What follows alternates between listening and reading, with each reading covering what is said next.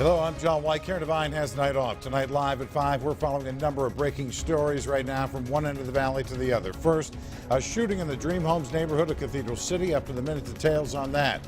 A deadly motorcycle crash on I-10 backing up traffic north of Palm Springs during the evening commute. And drama in the courtroom as a verdict is read in the trial of Patricia Browns, accused in the death of her 2-year-old stepson. We're live at the courthouse in India with more on what happened and reaction from her family. It's 5 o'clock. Time for news on the air and streaming live at KESQ.com. You're watching KESQ, the desert's news leader. This is News Channel 3, live at 5. It is a breaking news Thursday here in the Valley. We begin tonight with a deadly motorcycle crash on Interstate 10. That crash happened just before 4 this afternoon on the westbound side of the freeway, just past Highway 62. The body of the rider, we're told, is still in the freeway, and 3 lanes are closed right now. It's not clear yet what happened, how this was caused. The CHP does believe one other vehicle was involved in the crash. Traffic is backed up on the westbound side of the freeway and may stay that way for some time into the night. It is a good idea to avoid the freeway between Indian and Highway 62 right now on the westbound side. Also following breaking news in Cathedral City, a shooting reported there just after 4 this afternoon in the last hour in the Dream Homes neighborhood on Assistencia Drive in San Luis Rey. The Dream Homes neighborhood is near Ramon and Gene Autry Trail near the border with Palm Springs. News Channel 3 has a crew on the way to this story. We'll bring you any new developments as soon as we get them on the air and online at KESQ.com, also with our KESQ mobile app. More breaking news tonight at the courthouse in Indio. Guilty of second-degree murder is the verdict for a La Quinta woman accused in the 2003 death of her 2-year-old stepson. News Channel 3's Joe Galley live at the courthouse in Indio with continuing coverage on this case we have been following now for 13 years. He has reaction tonight from Patricia Browns' family. Joe.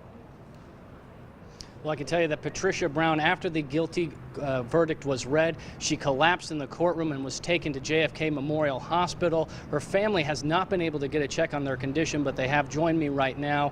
I'm joined with Derek Brown, her husband, who was acquitted just 2 weeks ago in this court case. Tell me about what happened today. Justice clearly was not served today. Obviously, the jury did not understand, and they did not get all of the information for this case. They were only given bits and pieces. This case has been tried before in the juvenile, it's been tried before in a criminal case in 2003, and the charges were dropped. And the reason they were dropped because there was no evidence to support any of the theories that the DA kept putting up. Even today, and that's why I'm standing here, because the judge clearly could see that there was no evidence that pointed to anything that we had done except try to help this child. He came to us very sick. He came to us with a lot of issues that we didn't know, we were not capable of really understanding, and we were just getting to find out what was going on with him. You were acquitted 2 weeks ago, but she was found guilty. Tell me why you think that is. Well, one, because we didn't have a jury of our own peers.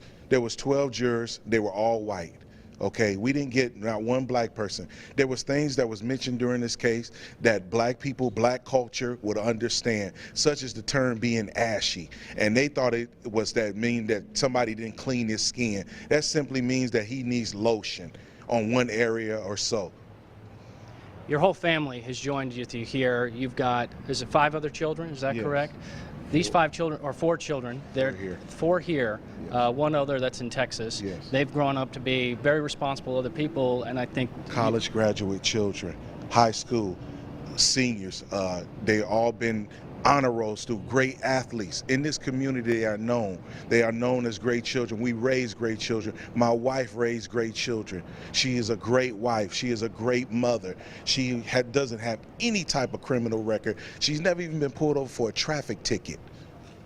You were telling me before that some of the evidence that they were bringing before, you don't believe at all, especially with the amount of force that the district attorneys or the experts that the district attorney brought forward said that your wife would have had to use to injure your son.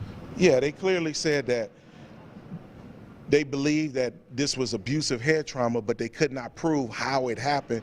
Their theory was that she had to take him and shake him with the force of a 40-mile-an-hour car accident yet land them on something soft enough to where it would not leave a mark, a bruise, a broken bone, or anything. How's your family going to move forward after this? We're going to move forward by the grace of God. We're going to hold fast, but this case is definitely going to be appealed. It's not over. We're going to fight this good fight, and we're going to win this. And as of right now, you certainly don't have any idea of her current condition at the hospital. I was told she's okay. They're monitoring her. She fainted, due to the overwhelming stress. But we don't have all of the details yet, but we're waiting. So. Well, Derek, thank you so much for taking a moment to talk to me and your family here. And of course, we're going to have more on the story throughout the evening, so stay tuned right here to News Channel 3. Reporting live in Indio, Joe Galley, News Channel 3. Okay, Joe, are they saying anything about why they're not being given any information on how Patricia Brown is doing? Are they giving information on why they're not sharing as much information as to her condition at the hospital, why they're not sharing that with you? Well, because they've basically placed her in custody at this point, and they're unwilling to give me any information because she's now in the custody of Riverside County. I hope that answers your question, John. Okay, of course, we'll continue to break down everything about this verdict and exactly all the testimony and how this case really worked out over the last couple of months. Thank you, Joe. We'll have more tonight at 6 o'clock. A Palm Springs high school teacher who sexually assaulted 2 boys is going to prison. 44-year-old Ronald Bishop was sentenced today to 42 years in state prison. Bishop was convicted last month of 43 sex-related offenses dating back to 2012, including felony counts of sodomy on a minor and performing sex acts on an unconscious victim. Authorities say that back in 2013, a former student revealed Bishop had been pursuing him with frequent online communications, text messages, and offers of assistance. Bishop taught at Palm Springs High between 2006 and 2013. He worked at Nellie Kaufman Middle School from 2004 to 2006. A former student, now the latest to sue a local school district, claiming she was molested by a former teacher at Gerald Ford Elementary School in Indian Wells. In these court documents filed yesterday, attorney Mark Garagos alleges the young plaintiff was sexually assaulted in the classroom by her 4th grade teacher, Robert Bryan, in the 2009-2010 school year. This is the 3rd lawsuit brought against Bryan and the Desert Sands Unified School District. One of those suits has already been settled for $650,000. The suit also claims that the principal acted with reckless disregard for the safety of students by not properly supervising Bryan and allowing him to be alone with female students. The district had had complaints about Bryan's behavior in the past when he was teaching at a different school. You can read the full complaint online at KESQ.com. New information tonight on the death of Palm Springs LGBT activist George Zander. The Riverside County Coroner's Office has ruled that Zander died of natural causes. His death happened a short time after he was assaulted in downtown Palm Springs last year and had surgery for a broken hip. The Coroner's Office did not elaborate, only stating that the attack was not the cause of death. The 2 men accused of attacking Zander, Christopher Carr and Keith Terranova, seen here, have both pleaded not guilty and are due back in court on September 2nd. Well, tonight we have a News Channel 3 follow-up on a story we first brought you last week. A homeless encampment set up behind a number of businesses in Bermuda Dunes. The encampment is next to the railroad tracks near the intersection of Washington Street and Country Club Drive, just off of I-10. One business owner there says the issue is now being addressed by authorities. News Channel 3's Zach Dolheimer live in the newsroom with the update after speaking with the business owner and also local law enforcement. Zach, what's changed here in the last week?